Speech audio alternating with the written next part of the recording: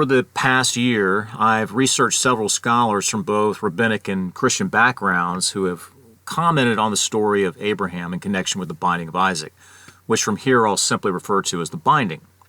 In 2 prior videos, I commented on Isaac and Abraham's connection walking up the mountain, how both were committed to one another, even after it begins to dawn on Isaac that the trip might not end well for him. The more recent presentation dealt with a broader picture in Abraham's relationship with God, the question of whether Abraham can relate to God as master as well as friend. Here, as others have speculated, God is expressing his requirement to be related to as both.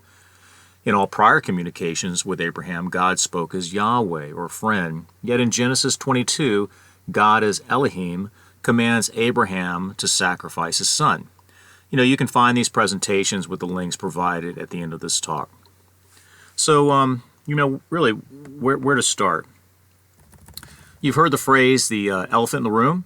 The Cambridge Dictionary defines this phrase as an obvious problem or difficult situation that people don't want to talk about.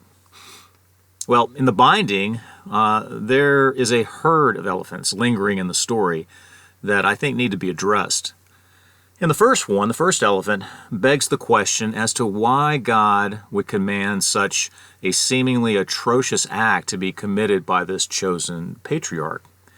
Here we're staring directly at a very disturbing story that sometimes we might glance over too quickly and never completely close out the implications of how this might affect our view of God. So a few thoughts. First, the Torah is not concerned with the moral implications of this act as we might be as we sit here really in our 21st century world. As Rabbi David Foreman mentions in drawing on scholarship from prominent 10th and 11th century commentators, the story is really more of feeling the pain of this action than the actual moral implications of the act itself. We, though, are disturbed by the moral implications, where the text is not. I've had good friends mention a very commonly held perspective that God in this story was advertising that human sacrifice was wrong. Foreman mentions that this assessment is problematic in that when the angel stops the sacrifice, he doesn't address the issue of child sacrifice, but states that the test was one to see if Abraham feared God. On a side note regarding God's expediency on highlighting the wrongs of child sacrifice, we see that God waits 400 years to bring justice to the Amorites who were completely engrossed in this awful practice, sacrificing children to appease the god Molech. We find this statement in Genesis 15, 12 through 16, where God expresses his covenant with Abraham, and he mentions the Amorite situation. He says, "You, however, will go to your ancestors in peace and be buried at a good old age. In the 4th generation, your descendants will come back here, for the sin of the Amorites has not reached its fulfillment," or its full measure, So if we assume the sin spoken of was that of child sacrifice, God did not run interference on this issue until his people had left Egypt hundreds of years later. So my second thought is one that has always tempered my view of really troubling stories like this one. The view that God is God, and he doesn't need to inform me of all the depths of his decisions. This view fits nicely into my perspective of God as a supreme authority who demands and expects obedience with no questions asked. Adhering to this thought process or this philosophy has really been driven by my growing up in a family with strong ties to the military. My dad, actually Michaela's father also, both served multiple military tours in Vietnam, as did many of my uncles. So I'm very familiar with recognizing authority and submitting to its leadership, regardless of me understanding completely the actions really that might be called for. The Danish theologian and philosopher Søren Kierkegaard mentions that Abraham's actions would not be deemed as murder because God is God, And this stipulation supersedes all ethical issues because he really is an entirely different being. So I don't want to demean this, Kierkegaard's philosophical thought, because really aligning with God's authority amid not understanding completely the outcome of God's actions still has precedent. You think about it, didn't Jesus commend the centurion of having great faith just because he understood having men under him who were obedient to his authority? And that's found in Luke 7. Yet as a parent understands that for a time a young child just needs to be okay with that parent's direction despite not knowing the background of the decision, the parent knows that later on, though, as the child ages and matures, this process in the earlier ages won't be as successful. The young adult will want to know why that direction was necessary.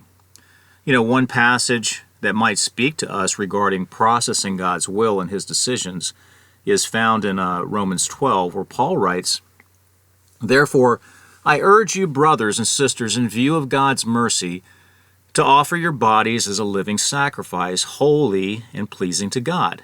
This is your true and proper worship. Don't conform to the pattern of this world, but be transformed by the renewing of your mind. Then you'll be able to test and approve what God's will is, his good, pleasing, and perfect will." So the Greek word for testing and approving is this word on the screen. I won't try to pronounce it. This term speaks to the process of discernment and to analyze or to prove. Where passages that we're familiar with, like Isaiah 55, verses 8 and 9, speak toward God's thoughts being well beyond ours. Nowhere does it mention that we are to put our reasoning in neutral and not explore the depths of those thoughts. Romans 12 commands us to actively engage in this process of discernment. Will we ever arrive at his perfect narratives? I don't think so. However, I do see that there are thought trajectories that can be eliminated based on what he has told us. As a researcher, our research teams are interested in identifying causative agents that degrade some environmental condition. However, instead of searching for the smoking gun, research involves the process of narrowing down the search radius of possible causative agents by the elimination of variables external to the study. Maimonides, a 10th century scholar, identifies 10 tests that Abraham faced in his lifetime, starting with his call to leave his home and ending with the binding. It's only in the binding that we see God deem this as an actual test. Nisa, the Hebrew word for test, is derived from the root nes, N-E-S, which is defined as both miracle and banner, two sides of the coin. The Malabim notes that the purposes of a test is not to evaluate a person's courage as much as it is to push him to take action that is completely out of character for him or to bring about a miracle in that person. The banner is the visible display of the one who is running the show in our lives. It advertises who we follow. So Foreman argues that this test was for Abraham to synthesize all the traits acquired prior into what he could become with respect to his relationship with God. So, side note, by the way, the names of these prominent scholars mentioned, Malabim, Maimonides, were shortened to ease the identification of their much longer surnames, much like, see here on the screen, the Brazilian World Cup team tends to just mention the first name only of their star players. So, another large elephant lingering in the lobby deals with the question of why Abraham didn't push back on God regarding this command to sacrifice Isaac. Abraham, you think back, he defended the community of Sodom and Gomorrah from impending destruction by reasoning with God that it would not be in God's best interest to destroy these towns, even if there were only a few righteous individuals living there. Look at the chutzpah that he shows by challenging God's decision when he states, it would be, in the way it reads in the Hebrew, it would be profane of you to destroy the righteous with the unrighteous. Pretty extreme language. Foreman notes, however, a difference in God's posture towards Abraham in comparing the scenario with Sodom and Gomorrah with the one that occurred in the binding. With Sodom and Gomorrah, God invites an argument by allowing Abraham to hear how he is processing his decision. His mind in the discussion was not yet set on any certain outcome. In Genesis 18, we read, "Then the Lord said, the outcry against Sodom and Gomorrah is so great, their sin is so grievous, that I will go down to see if what they have done is as bad as the outcry that has reached me. If not, I will know." And by allowing Abraham to hear the processing of his mind, Abraham understands he has an opportunity to effect change, to influence the mind of God. God, however, does not allow an open invitation to debate his decision, when you look at the decision to have Abraham sacrifice Isaac. He was commanded directly there. He was not invited into the process. Abraham understood that in some cases he and God operated in a peer-to-peer relationship. Yet in other cases, as in this one, he relates as a child would to a father, where obedience is just expected. So there's a third elephant lingering in the room. The question still remains as to why God would need to test Abraham again when he has proven time after time that he was committed to this journey God had ordained for him and his family. In a prior presentation, The Echoes of Abraham, What He Lost to Gain His Identity in Elohim and Yahweh, I explained that the binding seems to point to how God wanted Abraham to relate to him, more than just in a peer-to-peer mode, which had been Abraham's dominant leaning, but also to relate to him through awe and trust. Scholars have remarked on the connection of the root word for fear, used in Genesis 22, which relates also to seeing. One who sees views more than just the reflected radiance off an object, but looks deeply at or understands what the significance of what he or she is observing. So seeing goes beyond just identification of something, but it moves into the contemplation of what that object means. So fear is really not defined the way we might define it, as in, we would define as the belief that someone or something is dangerous, likely to cause pain or a threat. Rather, in relation to seeing, the definition trends towards one of awe and one of reverence. I can gaze at a sunset and describe the different hues emanating, across the horizon, or I can be impacted by that sunset's majesty. So seeing drives us toward awe and reverence when we gaze upon God.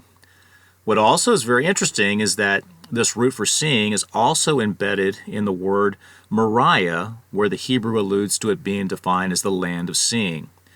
Abraham had seen God as friend. Now he is seeing him with awe and reverence.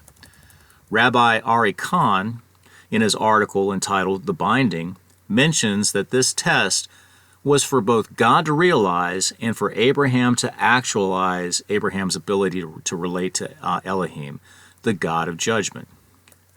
So what might have prompted God to initiate this test at this time in Genesis 22?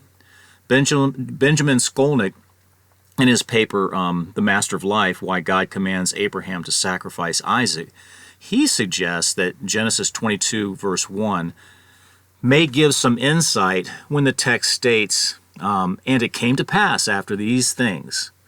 And he mentions, what are these things?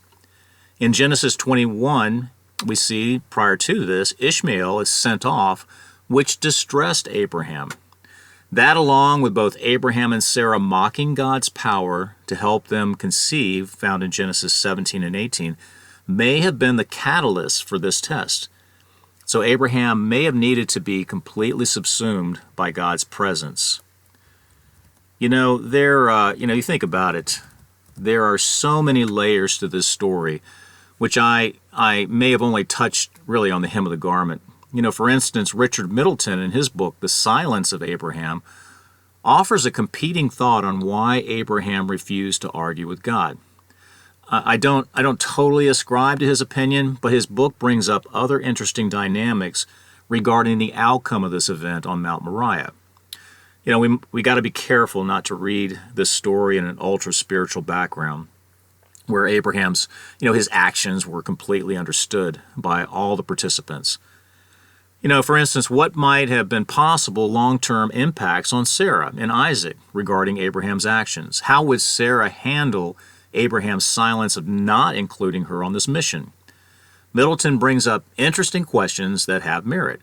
Beyond Abraham's lack of negotiation with God, why didn't Abraham return to Hebron, where he and Sarah had lived? Instead, the text states that he went to Beersheba, where Hagar and Ishmael lived. It says he also returned from the mountain absent Isaac, who actually left for the Negev.